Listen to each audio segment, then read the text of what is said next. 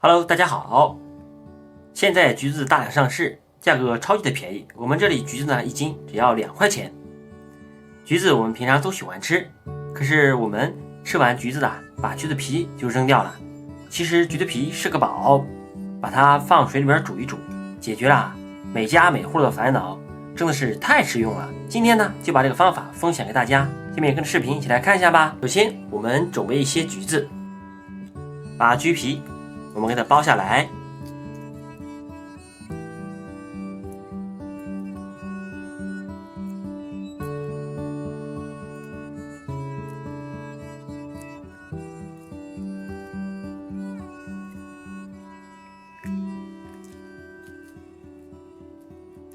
剥好橘皮，我们给它清洗一下，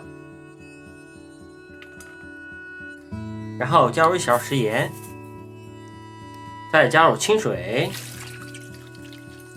把橘子在食盐水中给它转动一下，食盐能很好的去除橘皮上面的农药残留。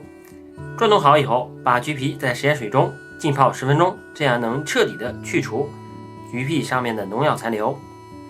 浸泡好的橘皮用双手也揉搓一下，再把我们清洗干净的橘皮给它捞出来，放到盘子中，暂时的备用。灶台上装一个砂锅，开火，把砂锅先给它加热一下。砂锅加热以后，把清洗干净的橘皮倒入砂锅中，用铲子把橘皮上面的水分全部给它炒干。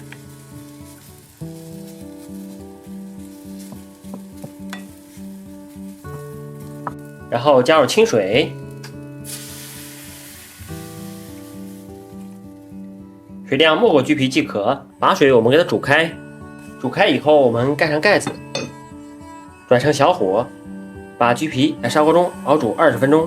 时间到，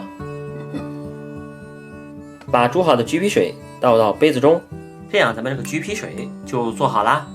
方法超级的简单。秋冬季节天气特别的干燥，会使咱们呢经常的在家呢没事多喝点橘皮水，对非常的有效。